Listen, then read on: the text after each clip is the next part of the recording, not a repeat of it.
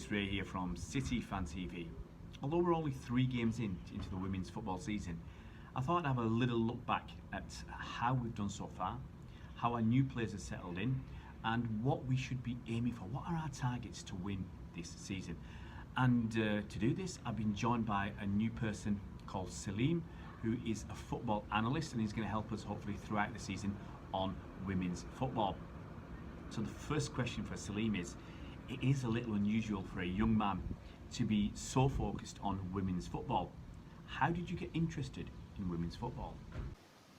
Well, it is fair to say that I have always been a follower and a fan of men's football. Yet, watching women's football was different in an impressive way to me, and that made me want to discover women's football even more and dig deeper in analyzing it. Also, watching the 2019's World Cup made me enjoy it even further, and when the opportunity came, I chose to analyze women's football without too much thinking, and it has been a short but entertaining journey so far. Compared to our usual high standards, I think it's been a little bit of a shaky start to the season. A 2-0 loss in the Community Shield against a much better Chelsea side.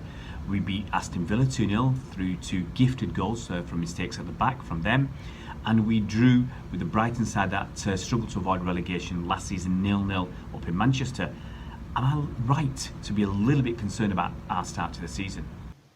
Indeed, Man City did not get the predicted results during the last 3 games.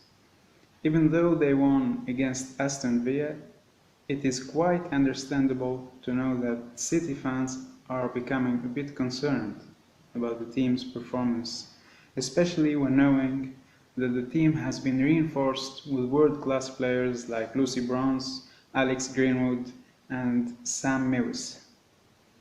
This unsuccessful start was partly due to City's poor attacking performances and to Gareth Taylor's tactical choices as well.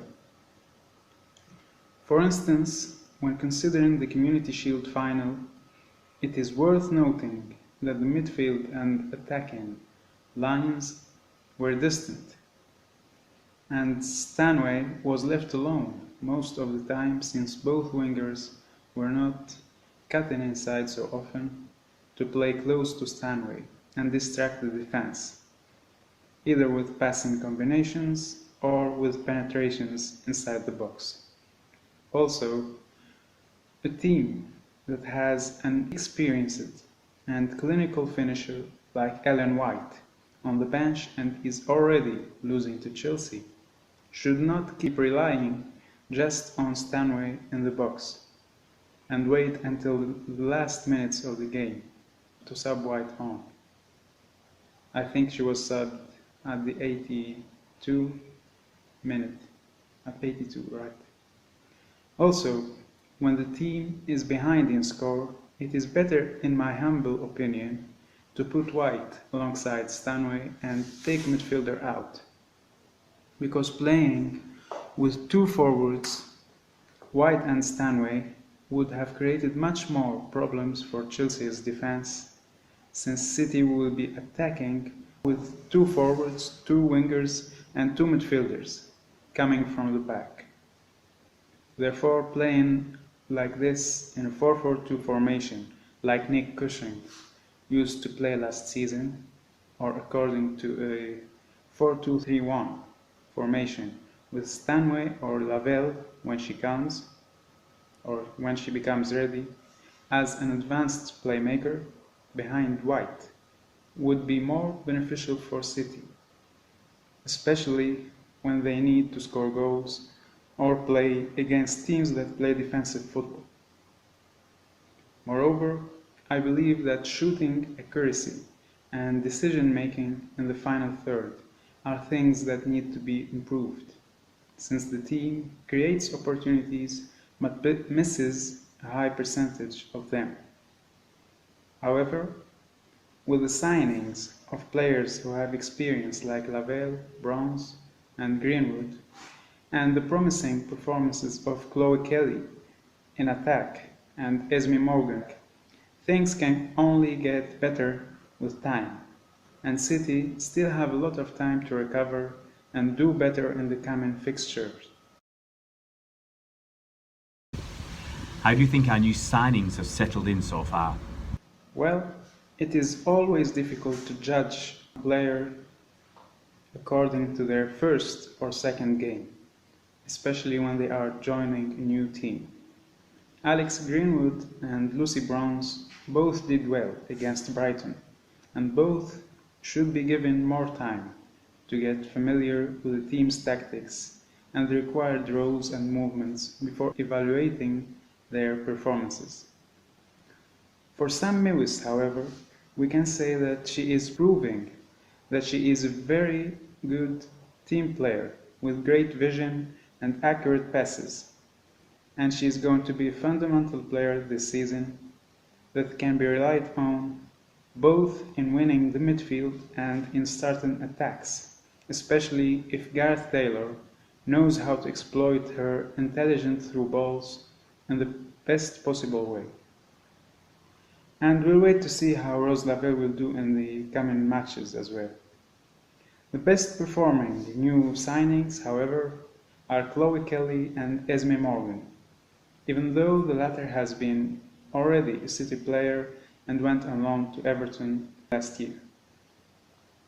Kelly showed her skills during the first 3 games and confirmed her talent to everyone.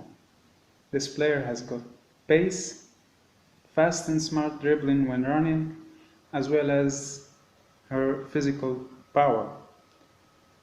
She does not lose the ball easily as well, and if she continues to perform like this, she can provide a lot of solutions to City's attack, especially if she works more on finishing and on providing more key passes to Stanway or White. Esme Morgan has been excellent on the right flank too, playing with cold blood and staying focused all match long while finding no problems in marking her opponents or dribbling past them and passing to her teammates. And since City will be soon competing on more than one front, it's very beneficial to have 2 excellent players in each position. How strong do you see the competition this season in the FA Women's Super League and the Champions League, and what should Manchester City's realistic targets be? It is going to be tough for everyone, especially in the Champions League, since there are some very powerful teams like Lyon, PSG, Wolfsburg, Barcelona, Juventus, Bayern Munich, and many other excellent teams to compete with. However, Chelsea and Man City should have high hopes and determination to do well, and believe in their chances of reaching the knockout phase, and why not lifting the trophy.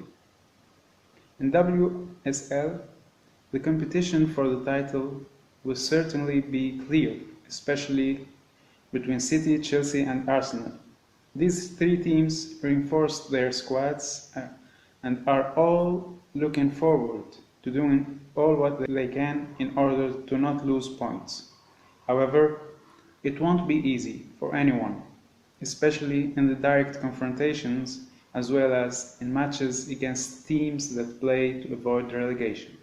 Manchester City should be aiming at winning the league title and preventing Chelsea and Arsenal from doing it.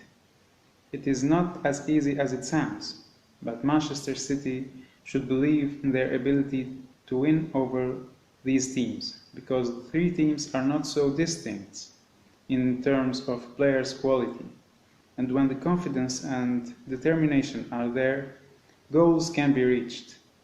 Manchester City should also aim at doing well in Champions League, and the first goal in this competition should be to finish first in the group stage. Afterwards, they have to play match by match and concentrate on getting as near as possible to the final and hope that things go their way. It's my kind of guy, Selim. We want to win everything this season. Once again, I've got to give a massive thanks for Selim for helping put this video together with me, and hopefully we'll be seeing him many more times this season. See you around, Blues.